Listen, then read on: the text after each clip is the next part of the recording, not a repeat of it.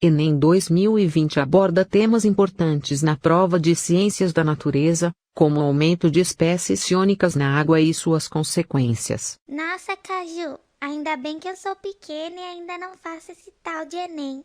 Nunca nem ouvi falar desse negócio. O que será que é, hein? Oi, Maísa, cheguei. Vim aqui para te explicar tudinho sobre esse tema que caiu no Enem. Bora começar? Bora! Bom, esse tema é um pouco difícil para a sua idade, mas eu vou explicar bem devagar, tá bom? Então, para começar, vamos entender o que são os compostos iônicos. Os compostos iônicos são aqueles formados por ligações iônicas, ou seja, ligações entre íons, sendo um deles carregado positivamente e outro negativamente. Como exemplo, vamos usar a ligação entre os íons Na+, que é o sódio, e Cl-, que é o cloro. Você já sabe qual substância é formada pela junção desses dois elementos? É o sal de cozinha. Esse mesmo que o papai coloca para temperar sua comida e que recebe a denominação científica de cloreto de sódio, o NaCl.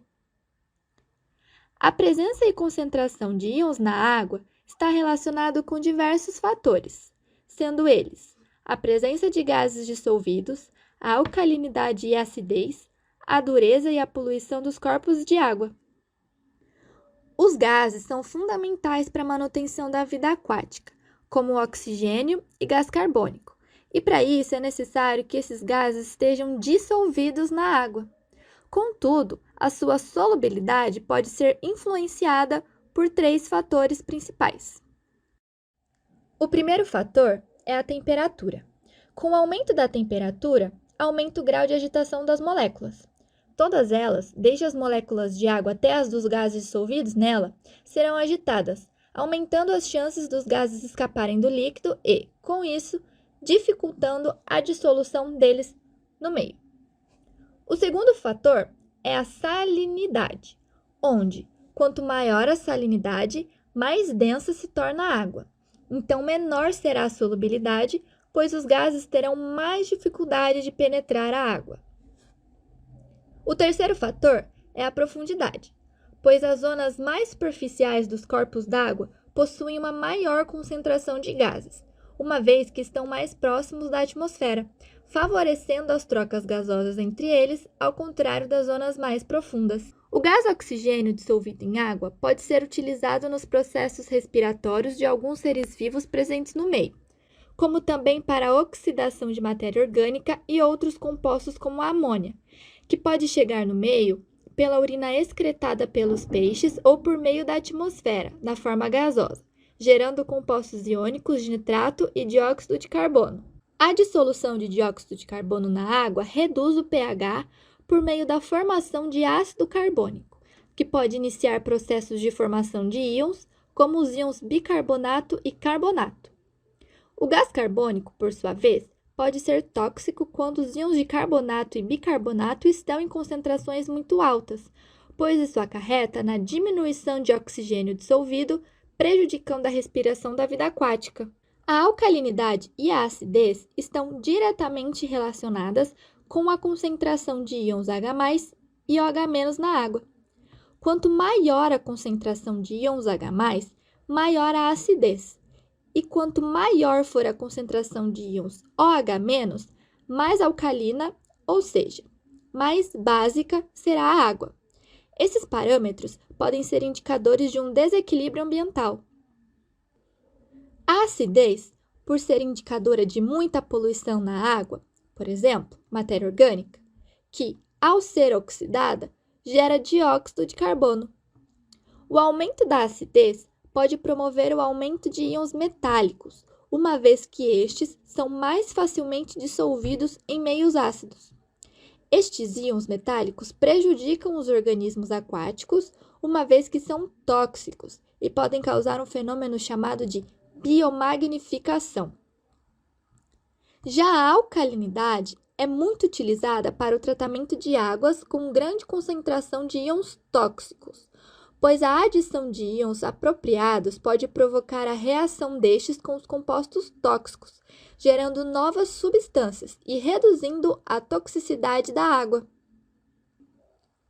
A dureza da água está relacionada com a presença de íons carregados positivamente, como, por exemplo, o cálcio, magnésio, ferro, manganês e do estrôncio, e é geralmente expressa em termos de quantidades equivalentes de carbonato de cálcio.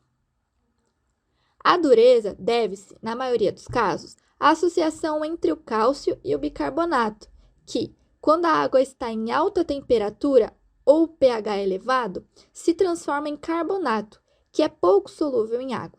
Nesse caso, considera-se que a dureza é temporária. Quando a dureza ocorre devido a cátions associados a outros ânions, diferentes do bicarbonato, é classificada como permanente. Os íons que causam a dureza da água podem ter sua concentração aumentada a partir da dissolução de rochas e minerais. Essa dissolução também é maior quando a água apresenta altos níveis de dióxido de carbono. Portanto, quanto maior a poluição da água, maior a sua dureza. E, por fim, a poluição de corpos d'água está diretamente associada ao aumento da concentração de íons. Como mencionado já anteriormente, o aumento de matéria orgânica, vinda do despejo inadequado do esgoto doméstico e combinado ao oxigênio dissolvido, produz compostos iônicos e gás carbônico, sendo que esse, na presença de íons de bicarbonato e carbonato, elevam a toxicidade da água, baixando os níveis de oxigênio disponível para os organismos aquáticos e aumentando a dissolução de compostos de cálcio que resultam na dureza da água. Também pode ocorrer a poluição por materiais inorgânicos como fertilizantes, que aumentam os compostos iônicos na água e, portanto, sua toxicidade para o consumo, e metais pesados que são dissolvidos na água e podem se acumular no organismo de seres vivos e sendo fatal para eles a longo prazo. Difícil, né, Maisinha? Nossa, Nathalie, que complicado! Mas eu fiquei muito curiosa para saber mais sobre isso. Acho que quando eu crescer, eu vou querer ser cientista. Que legal, Maísa! Eu te dou todo o apoio. Tenho certeza que você será uma cientista brilhante. Muito obrigada por todas essas aulas, Nathalie. Eu gostei muito e espero que tenham mais. Imagina, Maisinha, sempre que precisar é só chamar que eu te mostro como tudo acontece.